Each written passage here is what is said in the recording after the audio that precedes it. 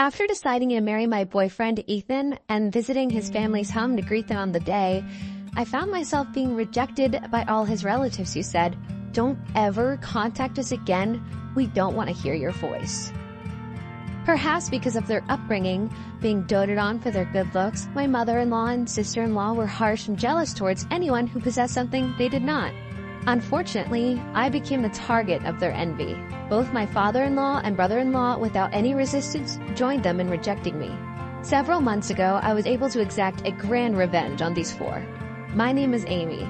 I am 27 years old. Now I'm living peaceful and happy days surrounded by love with my husband, adorable child, and my parents. The origin of all this started 3 years ago when I was 24. It was triggered when my boyfriend at the time, Ethan, proposed to me. Ethan and I were colleagues at work, and we became close due to our shared hobby of movie watching. And we started dating after many movie outings together on our off days. Ethan had a calm temperament and was friendly to everyone at work, making him well liked by many. He disliked disputes and was the kind of kind-hearted person who could forgive others' mistakes. Since the time I entered the company, I was interested in Ethan, so when he asked me out, I was overjoyed, and I looked forward to going to work every day. Whenever I made a mistake at work and was feeling down, he would listen to me all night long, and I naturally started thinking, I want to be with this person forever. Ethan had dreams of starting his own business in the future, and I wanted to be by his side to support him all the way. When Ethan proposed to me, I was over the moon. Of course, there was no reason to reject him. I accepted his proposal immediately and decided to marry Ethan. On the weekend after Ethan proposed to me, we immediately went to my family's home, introduced Ethan to my parents, and announced our intentions to marry. Ethan was also kind to my parents, and we even had a great time drinking and getting along with my father. My parents seemed to take a liking to Ethan, and they joyfully agreed to our marriage and shared in our happiness. Seeing Ethan engaging happily in conversation with my parents, I sincerely felt fortunate to have met him. The weekend following the report to my parents, we were scheduled to visit Ethan's house. Having decided to go greet them, I realized that I hadn't heard much about Ethan's family from him. But at the time, I didn't think much of it, considering that Ethan was living alone and probably didn't keep in touch with his parents that much. The night before the day we were to visit Ethan's family, Ethan suddenly said during our phone conversation, "About tomorrow. My parents might be a bit odd, but don't worry about it too much." I was slightly concerned about what he meant by odd, but I figured I would find out the next day, and since we had to wake up early the next day, I decided not to worry about it too much and went to sleep. Around 10 a.m. the next day, I met up with Ethan at the station and we headed towards his house together. Since Ethan was living alone, this was my first time visiting his family home. Despite what I might say, I was nervous all morning, and when I was walking with Ethan, I hardly heard what he was saying because my heart was pounding so fast. What stood there was a grand mansion, like a castle. The garden was vast, and I was petrified when I thought, Ethan grew up here? My nerves eased a little when Ethan, with his usual gentle smile, said, "Are you nervous? It's okay, let's go." As soon as the front door opened, my mother-in-law was there to greet me. "Oh my, you've come all this way? You must be tired. Come on in quickly." She greeted me kindly. She was very slender, well made up, and her hair was beautifully arranged. Her expensive, wrinkle-free clothes were flawless. Once inside, my father-in-law, brother-in-law, sister-in-law, and their children were waiting. Everyone in the family other than my mother-in-law greeted me with smiles, which was a relief. I was warmly welcomed, took a seat on the sofa, had dinner while chatting with everyone, and announced our engagement.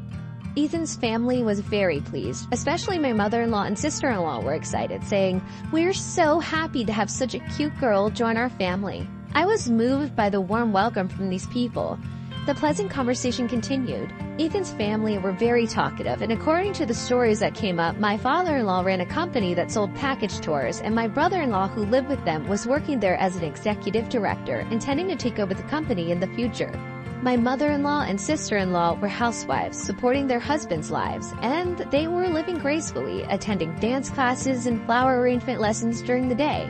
My sister-in-law also took care of her appearance, and she exuded a confident atmosphere.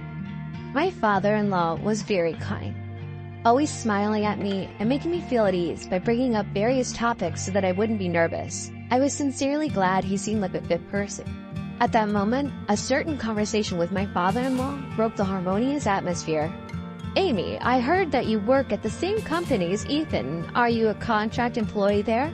No, I originally joined the company as a regular employee after graduating from university, just like Ethan. The company where Ethan and I work is a major corporation, known to the public as a top-tier company. It's a popular company among job seekers, and getting hired as a regular employee is challenging. But luckily, I was hired as a new graduate after college. Oh, is that so? Huh. In that case, where did you graduate from? I graduated from Harvard. That's amazing. You must be really talented. I'm so proud that someone as talented as you is marrying into our family. Amy's awesome, isn't she? She is very hardworking. She's competent at work and quick-witted. I was so happy to be marrying her.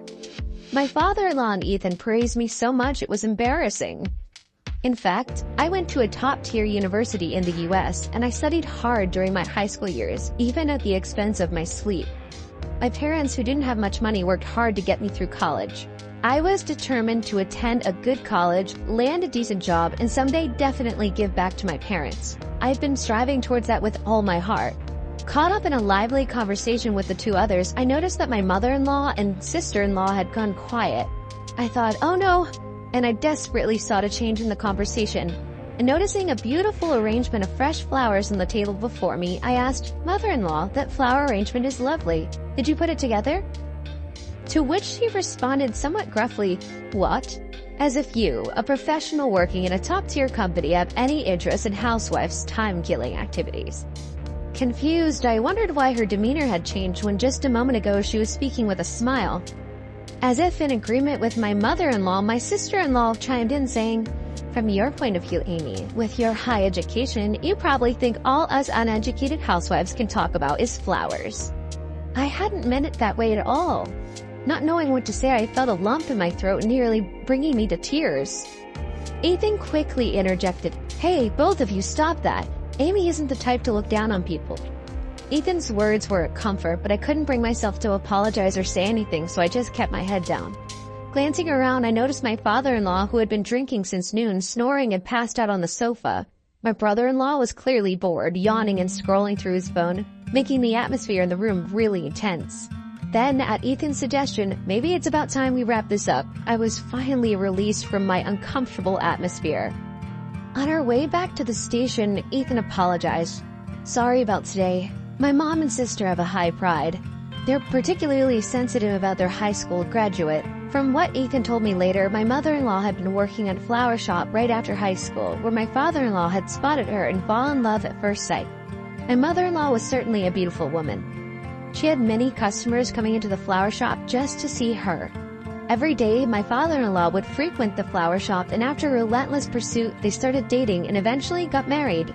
Even now, it seems my father-in-law is always wrapped around my mother-in-law's little finger, always doing as she says. My sister-in-law was also a beautiful woman. She and my brother-in-law were high school classmates and had reconnected at reunion in their early 20s. Upon seeing how beautiful she had become, my brother-in-law fell head over heels, and after he persisted wooing, they ended up together. My brother-in-law too seems to do whatever his wife tells him to. Sure, I have a high level of education, but I couldn't understand why they felt insecure. They were both beautiful women who had kind husbands who would always protect them. I ended the day feeling unresolved and a little gloomy. A part of me started to question, is this marriage going to be all right? Leaving me with lingering discomfort. In any case, we received approval for our marriage from both families, so we started to plan our wedding. Even though the unease hadn't entirely disappeared, I felt that we would understand each other better if we talked more. "Don't worry, I'll always be on your side, Amy." I was able to stay positive. After nearly 6 months of lengthy preparation and with the final push at hand, it was finally the day before our wedding when Ethan's cell phone rang. It was from his mother. After having a brief conversation over the phone, Ethan let out a surprised shout. "What? Why? Huh? We can't just change it. Hey, hold on." It seemed like the call had been cut off. When I asked what happened, Ethan shocked me with what he said. "My parents, they said they're not coming to the wedding tomorrow." "What? What do you mean?" I was completely unable to digest the situation and anxiously asked Ethan. According to Ethan, it seemed that the in-laws had forgotten that they had booked a trip for the next day and couldn't attend the wedding. Unbelievable. The parents of my husband are skipping the wedding on the day before the ceremony? We stood there in a daze for a while. Not understanding why this happened, we tried calling not only the mother-in-law but also the father-in-law and brother-in-law many times to get an explanation. But only the dial tone continued to ring and no one picked up the phone. Confused by the sudden situation, we quickly went to the in-laws' house, but the lights were off and there were no cars, indicating that nobody was home. I said to Ethan, "When I went to greet your family the other day, I wondered if I upset your mother and sister." The atmosphere was quite tense at the end, to which Ethan responded, "As I've said before, both my mother and sister have high pride. Smart women tend to be a bit hard-headed. Even if they hold a grudge for such a thing, I wouldn't know." When I asked, "But why would your father also skip the wedding?" Ethan replied, "My dad and brother-in-law, they're both very submissive to their wives. They probably sided with them to not upset my mother and sister." Ethan said this with a distressed look. I was at a loss for words. In the end, we were unable to contact Ethan's family even on the day of the wedding, so we had no choice but to go ahead with the wedding without Ethan's family present. Why did this happen? Did I do something wrong? And was it really true that they forgot they were going on a hot springs trip? Even if it were true, I couldn't comprehend why Ethan's family would choose a trip over attending their own son's wedding. My parents, who had arrived at the wedding venue, were very surprised when they heard that Ethan's family would not be attending. Ethan said to my parents, "I'm very sorry for the trouble my parents have caused." My parents responded, "It's not your fault, Ethan. Don't worry about it. Enjoy the wedding." But their expressions were a bit complicated. I felt terrible for making my parents have such expressions at the wedding. During the reception, we could hear whispers among Ethan's friends and mine asking, "Why aren't Ethan's parents here?" And the boss from work, who kindly agreed to give a toast, also asked, "What happened to your parents?" leaving us wondering how to answer. He couldn't possibly say, "My parents are at a trip," instead of attending their son's wedding. When we were asked about Ethan's parents that day, we brushed it off saying they were feeling unwell. What was supposed to be a joyous day turned out to be one mentally exhausting day. Several days after the wedding ceremony, Ethan and I went to his parents' house to report that the ceremony had ended. "Oh, Amy, it's been a while. How was the wedding? Did you have fun?" "Oh, I'm sorry. I couldn't make it because of my trip that day. I meant to buy you a souvenir, but I got too busy and forgot." She said this with no signs of remorse. "No, it's okay. I'm glad you enjoyed your trip." Inside, I felt sadness, wondering why I had to suffer such treatment. But to avoid worsening our relationship with Ethan's family, I responded with a forced smile. Ethan said, "It's unacceptable to cancel the day before. A wedding where all the relatives are absent? Is that even normal? If you didn't want to attend, we shouldn't have invited you in the first place." Then the sister-in-law said, "I would have attended if Amy wasn't the bride." What? What does that mean? I was so confused that my head started spinning. Then, as if to counterattack, the mother-in-law said, "Don't just blame us. I wanted to see my cute son's once-in-a-lifetime moment, but Amy ruined it. I'm the victim too. I'd like an apology." Ethan spoke up on behalf of me, who was too shocked to respond. "What do you mean Amy caused it? Amy didn't do anything." Then the father-in-law, who had been silent, finally spoke. "Enough is enough. How dare you come in here in the middle of our day off and complain? Is that all you came here for? Get out." He yelled at us with incredible ferocity, and we were forcibly kicked out. And as I was putting on my shoes at the entrance, I felt a prick on the bottom of my foot. Ouch! In a panic, I lifted my foot and saw a caterpillar crawling inside my shoe. Ew! I, with one shoe on, ran outside and let the caterpillar go. The mother-in-law and sister-in-law, who had been watching, said, "Are you okay?" while snickering maliciously. I, who wanted to get out of there as soon as possible, said, "Sorry for the trouble," and was about to leave the house quickly when I was stopped by my mother-in-law. "Amy, please don't get involved with us except for weddings and funerals." Huh? Before I could ask why, she abruptly closed the door, ending the conversation. I really don't understand what I've done. I just wanted to get along with Ethan's family. On the way home, Ethan kept apologizing to me. He said, "You don't have to force yourself to interact with my family anymore. I'm really sorry." The mother-in-law and sister-in-law said they would have attended the wedding if I hadn't been the bride. Feeling as if I was the one who had done something wrong without even knowing why, I started to feel sorry for Ethan. The very next day, I woke up to intense itching all over my body. The itch was so unbearable that I jumped out of bed and rushed to the mirror, only to find my entire body had swollen up fiery red. I was supposed to work that day, but quickly got a sick day and went to the dermatologist. Apparently, the swelling on my entire body was due to the caterpillar stings. the caterpillar from yesterday, huh? The itching was incredibly intense, and for about 2 weeks since that day, I was unable to sleep properly due to the severe itching. Come to think of it, I noticed my brother-in-law touching my shoes at the front door when I went to Ethan's house.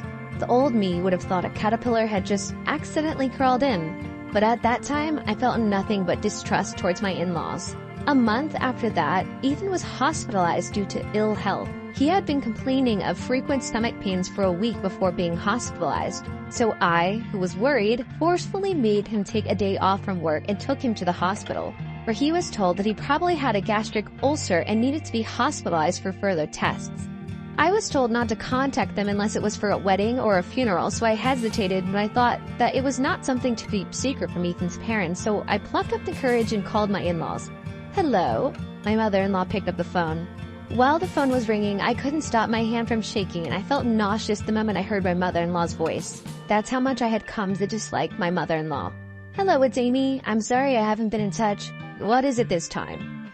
Well, Ethan's been hospitalized due to ill health. They think it might be a gastric ulcer, but he's being admitted for tests just in case, so I thought I should let you know. Ah, a gastric ulcer, huh? Isn't it because you're overworking him? Please don't call me for such trivial matters. I'm busy.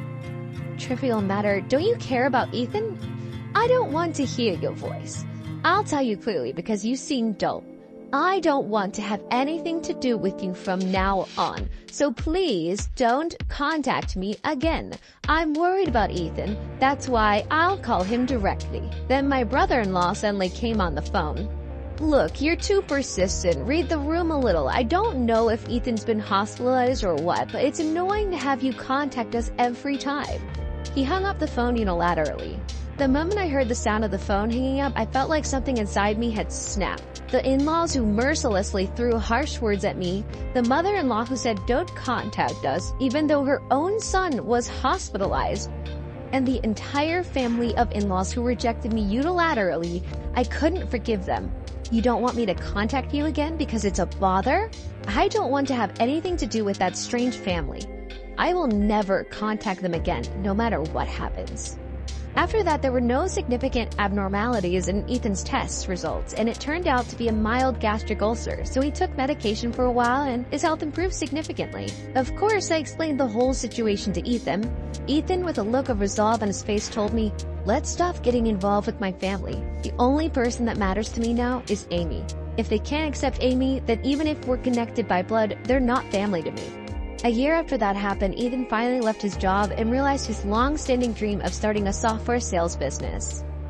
He had been dreaming of starting his own business since before we got married. Of course, he leveraged his previous job experience to accomplish this.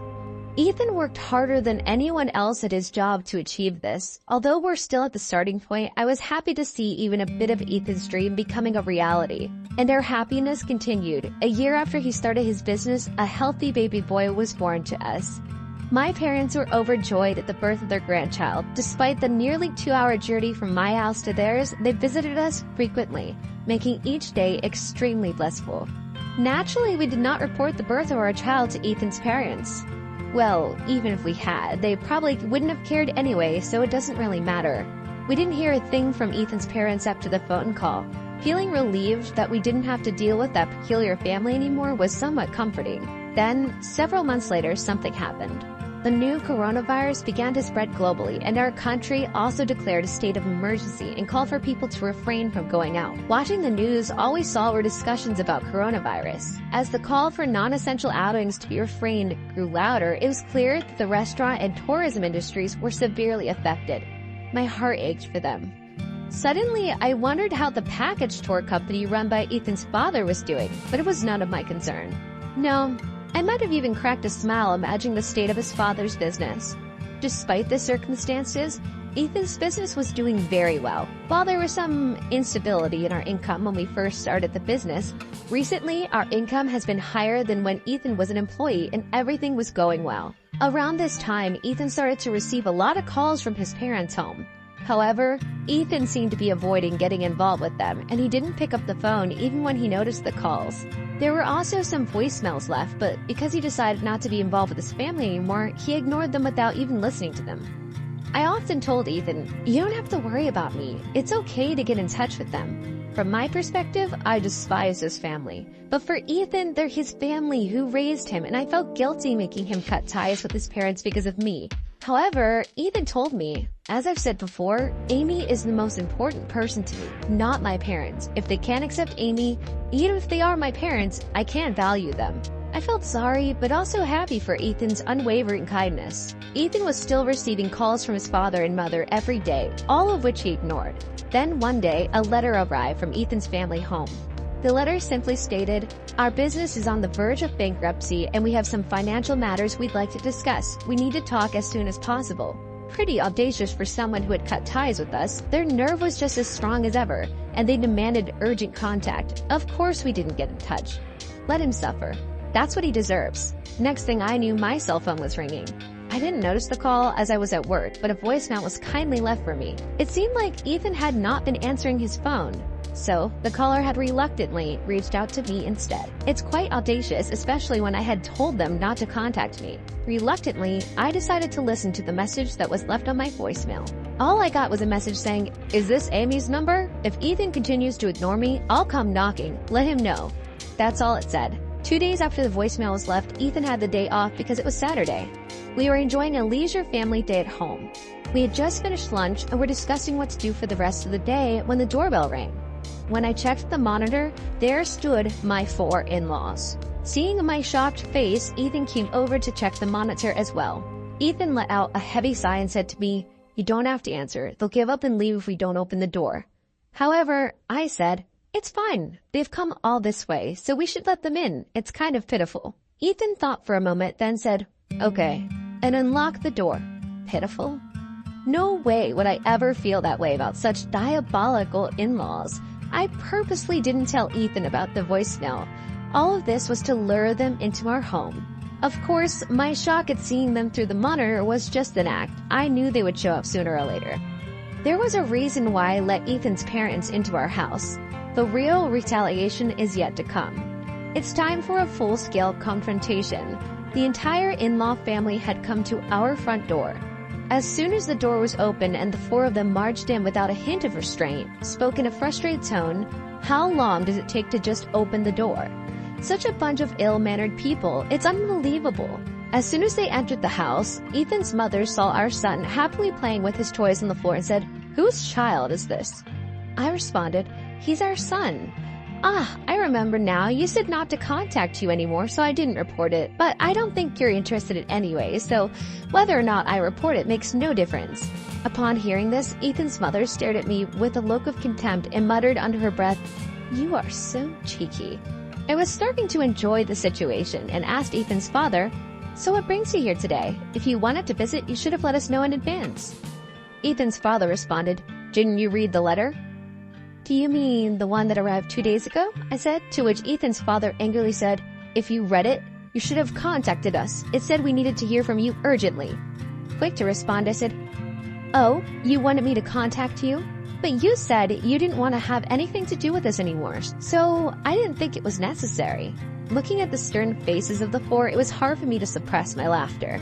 Ethan, my husband, remained silent as if letting me say everything I wanted. True to form, he knew how to read the room. It's hard to believe he was born to parents who lacked such common sense. Then my father-in-law abruptly changed his attitude and began pleading. "I beg you, I apologize for the past. Due to this COVID situation, everyone's been canceling their travel reservations one after another.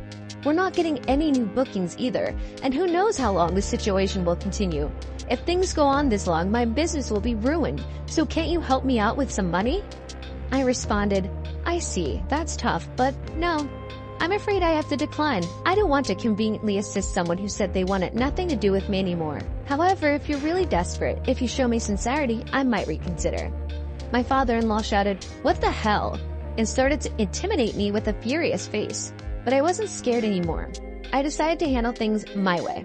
"I didn't say you had to. Feel free to leave if you want to." My father-in-law looked vexed, slowly started begging. "I'm sorry, please help me out," he pleaded. Seeing that, I didn't respond. He told the other 3 to also apologize to me, and finally, all 4 of them started begging. When I responded, No thank you. With a smile, my father-in-law suddenly got angry and banged his hand on the table. He then shouted, "You! When I'm humbling myself, you're getting high and mighty," and grabbed my collar. Surprised by his sudden aggression, I was about to tell him to stop when Ethan said, "Hey, Dad, don't lay a hand on Amy." My father-in-law asked, "You're going to take your wife's side when your parents are begging like this?" Ethan replied, "The most important person to me right now is Amy. I can't care about someone who treats Amy poorly, even if they're my parents. And I don't need any superficial apologies just for money. If you can't apologize to Amy from the bottom of your heart, just leave." At this, my father-in-law, seemingly enraged, punched Ethan square in the face. "Is that how you talk to your parents?" Blood was coming out of Ethan's mouth from the punch. I tried to say something to my father-in-law, but he was still so angry. He started to kick Ethan, who was on the ground. I yelled, "What are you doing to Ethan?" and tried to hold my father-in-law from behind, but he shrugged me off and I was thrown back, hitting my head on the corner of the table. I touched the back of my head where I hit it. My hand came back covered in blood. The other 3 people, excluding my father-in-law, looked shocked and frozen in place. As my father-in-law started ransacking the room shouting, "Where's the money?" I quickly opened the balcony window and yelled to the people passing by, "Help! I'm being murdered!" 5 minutes later, the police arrived. When the police arrived, my father-in-law quickly calmed down and began to blather, "Sorry for the commotion. I just got carried away with the excitement of seeing my grandson. My daughter-in-law seems drunk or something. She's been shouting strange things." He started with a flippant smile. I explained to the officer, "Please take this man away. He hit both my husband and me. He's also been ransacking our house, demanding cash." Suddenly, father-in-law shouted, "I didn't do anything," and with a curse, he punched a hole in the wall. He was arrested on the spot. The other 3 of them were also taken to the station for questioning. Afterwards, it seems that father-in-law was held in jail for a while. Ethan, my husband, had been punched in the cheek, but fortunately it was just a light cut and bruise that healed quickly. On the other hand, the wound in the back of my head turned out to be bigger than I thought, and I ended up getting 10 stitches.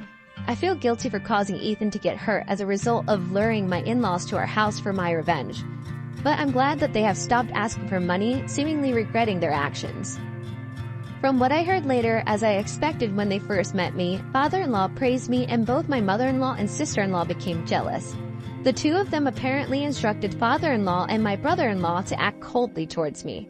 Of course, neither father-in-law nor my brother-in-law could stand up to them and were merely doing as told. The caterpillar that ended up in my shoe was likely the work of my brother-in-law, egged on by my sister-in-law. Jealousy is indeed frightening. It's unbelievable how much it can change someone's life. You never know what might happen. Afterwards, as expected, my in-laws had no way of getting their hands on money. Their business went bankrupt. And their house was seized. Now it seems they live in a cheap apartment. Both my father-in-law and my mother-in-law are nearing 70. It's difficult for them to find work again.